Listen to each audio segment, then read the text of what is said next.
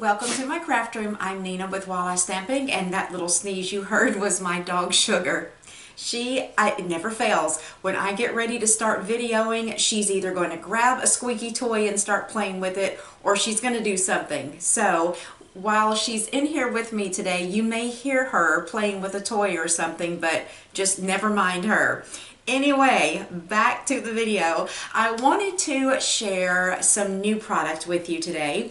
It is an early release for demonstrators already, but it's going to be an early release for customers starting in May, and it is called the Share What You Love Suite. I'm going to be demonstrating some of the new paper and some of the embellishments. Those are the two things that I'm going to share with you in this project. I've made this awesome little gift bag, really cute, simple. I'm letting all of this gorgeous paper do all of the decorating for me except for the handle and a little embellishment down there. Oh, and the stamp set too. I'm going to be showing you the stamp set. So anyways, now that Sugar has got me flustered, let's get started and make this project.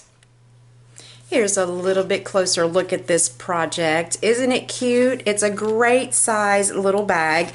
It is 4 inches wide, 4.5 inches tall, and it is 1 3/4 inch from front to back. Now, I've got to show you this new paper. It's absolutely scrumptious. Let me just show you all of the patterns. Now, you may have seen some other people share these papers online already or on YouTube, but I have to share mine because I know that there may be a few of you out there that hasn't got an opportunity to see this paper. So here we go. And I have to tell you that I love both sides of this paper. I feel like it was created just for me because it is so beautiful. It is my personality. I love all of the colors. And it's very unusual for me to find a stack of paper that I actually like side A and side B of every sheet. So here we go. So all of these, well, not all of them, but a lot of these papers have a pearlized shimmer to the pattern, if you can see that on there.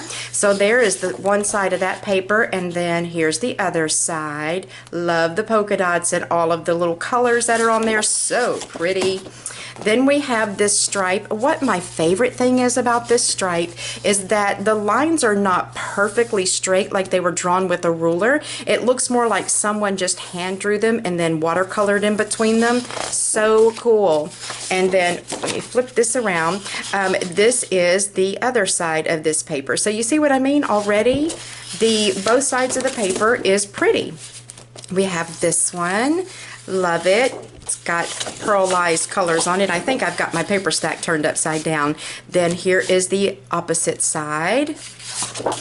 Then we have this one, which is what I made this bag with. The opposite side. And this is the one I'm actually going to be demonstrating the project with you today. So there's side A, side B. I love the script on this. This would make such beautiful card backgrounds, or a box or some kind of package too, but I can see myself making cards and using that as a background. Then I believe that I'm really having a hard time. I love, love, love this one, but I'm having a hard time deciding which of these paper patterns I love the best. So there's side A and side B of that one. Let me show you what I'm going to be using today. So this is the Love What You Do Designer Series paper. I'm going to be using this piece today, and there is side B of this one, the one with the script on it. Really like that paper a lot. And then I've got 4 pieces of rich raspberry. Each one is 4.5 by 3.5. Going to be using my rich raspberry ink, and here is the stamp set. I love, love, love this stamp set, and I'm also going to be sharing some embellishments from the embellishment kit that goes into the Share What You Love bundles. Let's go ahead and jump in and get started making this bag.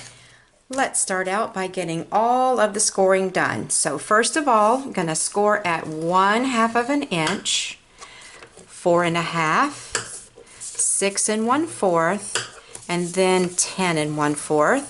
Going to turn it a 1/4 turn to the right. Short side is across the ruler now, and score it 1.5 inches. That is all the scoring that has to be done on this one.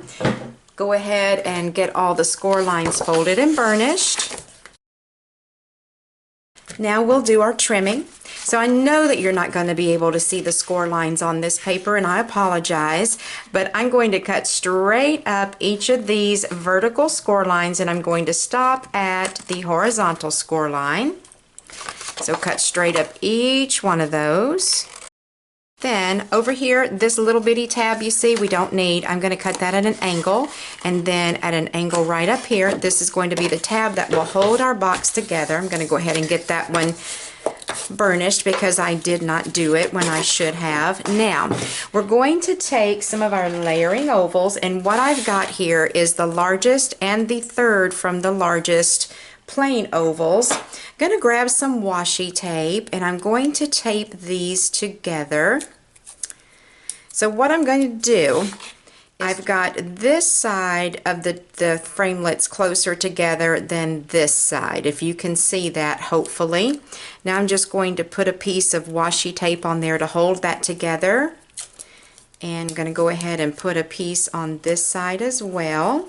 Alright, now I'm going to grab my Big Shot. What I'm going to do is all of these little tabs down here, I'm just going to fold those under. And now before we use the Big Shot, because I think I'll have better success getting this lined up where I want it to be if I don't have the Big Shot out. So I'm going to do this. I'm going to flip this over, and I know that you cannot see these these score lines, so I'm going to use my Sharpie, and I'm just going to make marks where those score lines are, so that you can better see what I'm doing, and I can too for that matter. So I'm going to take my ruler, and I'm going to lay that there where the end is even with the top cut edge of my paper. Then I'm going to grab my ovals, and I'm going to line the bottom up right there just about even with that 1-inch mark on my ruler. You can mark this out on your paper if you want to, but I'm just gonna kind of eyeball it. So I want this edge of my biggest framelit to be about 1 inch down from the top. Then I want to make sure that I have them centered left to right, and I'm going to tape that down into place. I'm going to actually use a little bit more washi tape because I want to make sure that that does not move when I go to cut this out. I'm going to get that lined up down here on this edge and then right up here. Then I'm going to put my top cutting pad in place. Then I'm going to roll that through my Big Shot. I know you're probably wondering, why in the world do I have both of these put together just to cut this out? And it's not absolutely necessary, but if I have both of these put together, I kind of know where my handle is going to be once I get it cut out. So it just helps me with placement, that's all. You don't have to put them together at this point, but I go ahead and do it this way. Okay, let me get that measured about 1 inch up from the bottom. What I'm going to do next is go ahead and cut out 4 of these handles. And I'm going to cut them out 2 at a time. So I've got my framelit on there. Run that through. Okay, now I'm hanging on to a couple of these circles because instead of wasting those pieces of paper, I'm going to use one of them to cut the background out for my little medallion. So that's a way to save some of those scraps after you've cut them out. Now what I'm going to do next is go ahead and put my handles in place. So I've already got one handle glued in place. I want to show you how I got that on there. I'm going to put glue just on the bottom half of this handle. Going to lay my bag right on top of it. And what I'm trying to do is to make sure that any edges are not going to show. Get that stuck down.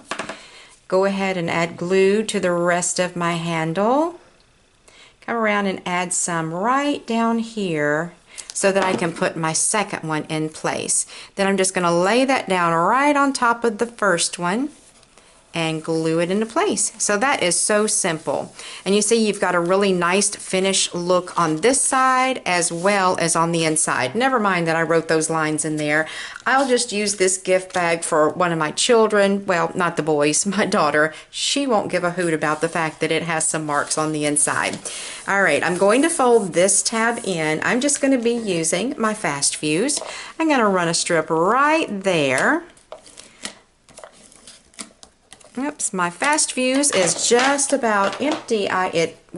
Yep, it is just about empty. Hopefully I have enough left in there to finish this project. Fold this over, line that up. Okay, so now this is going to be the back of my bag because that is the corner where the seam is. I'm just going to lay that down like that. Flip these two up, some more fuse on this tab, which will be in the front. Tuck those two side tabs in, the back one, and then fold the front over. So now we have our little bag made. How pretty is that? Love it. These, I believe, are hydrangeas. I feel pretty certain they are my favorite flower, especially the purple ones. All right, let me go ahead and we'll make our bow next. Now on the original bag, I used all crumb cake, but I think on this one, I want to mix the two, the rich razzleberry and the crumb cake. Let me show you how I created this ribbon. So what I did was I created a faux double bow. I put a little piece of my glue dot on the end of my ribbon, and I just curved it over and stuck it down just like that. Then I took an additional glue dot, and right where that ribbon is stuck down, I put one right there. Then I'm going to bring this ribbon over from the other side.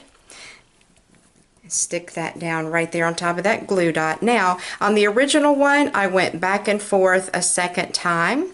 But since we're going to be, well, you know what I'm going to do? I'm going to make a triple bow for this one. Let's give that a whirl.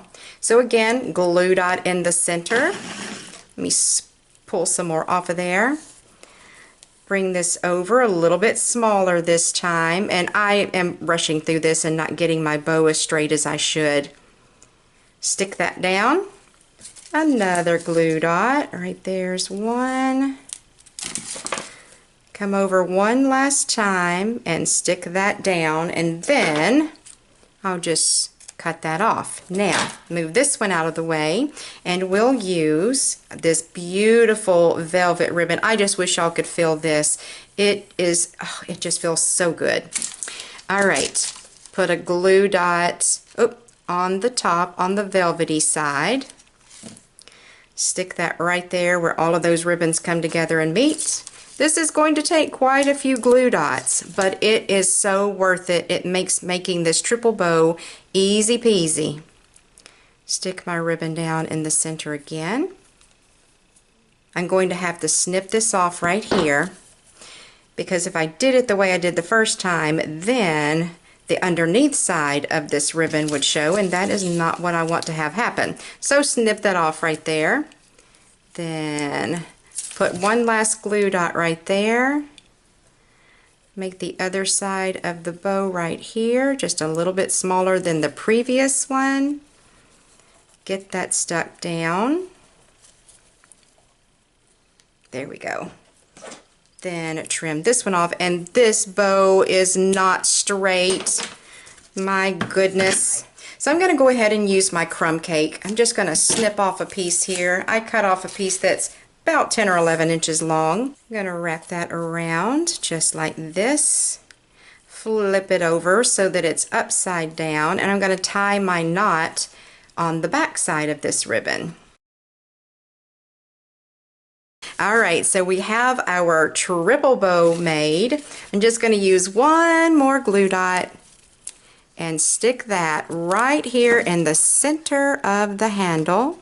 You can leave your little tails hanging down as long as you want to. Now let me show you this beautiful, see, there was the paper I used before.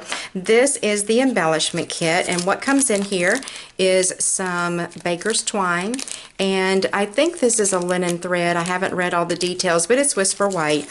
Then you have these awesome little tags in here. So so pretty that you could use for lots of different things.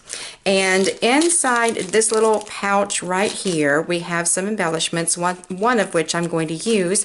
And then there's these little miniature paper clips. I can't manage to get it open. There we go. Let me just, you know what, I'm just going to pour them out so that you can see them better. So we have these pretty little flowers, and then we have the silver and the grapefruit grove paper clips. So I'm going to use one of these little silver flowers. There we go. Stick that down. How pretty is that? That little metal flower just really makes this ribbon just shoot out there and grab your attention. Okay, then we're going to do our stamping next. I just grabbed a piece of some scrap Whisper White here. I'm going to stamp my flowers over here kind of to the left hand side of my cardstock and grab my aqua painter. Just use the ink that is already on there. Just a teeny bit of water on my brush is all that I need. Just smush that around a little bit and spread that color out just enough to give those flowers a little pink hue. I want to stamp that so that the word love is kind of over the top of the flowers. So I want some of those flowers to be included in this oval when I get it cut out. So this time I'm using two of my scalloped ovals. I'm using the 5th and the 6th from the largest. I'm going to line this smallest one up with my sentiment. Decide where I want it to go. Make sure that I've got some of those flowers showing. I'm actually going to scoochie it over to the left hand side a little bit so that I can get as many of those flowers in there as possible. I'm going to take one of the scraps of my circles that I cut out for the handles and cut that out. So I just put dimensionals on the back of both of these pieces. I'm gonna stick my Whisper White sentiment on top of my Rich Razzleberry, pull that off, and then slide this right down here in this lower left corner. Put my hand inside to make sure it stays stuck. So there we have it. So as you can see, different colors, both are gorgeous, same basic look. Use the same ribbon. I think that this would be great if you put some shredded paper in there as well as some tissue paper, and you'll have to excuse this tissue paper I have. It was some left over for Christmas, so it's actually red. It's all right though, you get the idea. So I hope that you think that this paper is as beautiful as I do. So stay tuned, and I'm going to talk just a wee little bit more about how you can get some of this paper.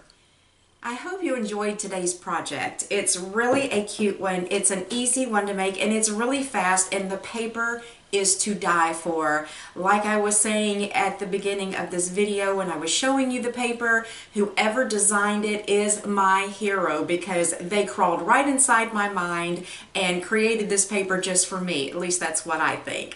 So cute bag, wonderful paper, new bundles going to be available to you. You'll want to make sure you visit my blog so that you can read all about that and find out what's going to be available and how you can get it. And of course, if you don't already have a Stampin' Up! Demonstrator, I would love to help you out when you're on my blog getting your instructions for this project, along with checking out the new product that's coming out. Make sure you don't forget to sign up for my newsletter. You'll get a welcome gift when you do, and you'll also get exclusive promotions and tutorials from me and news throughout the month. So I hope you enjoyed this project. I would love for you to subscribe to my YouTube channel, come back and see me, and I'll talk to you soon.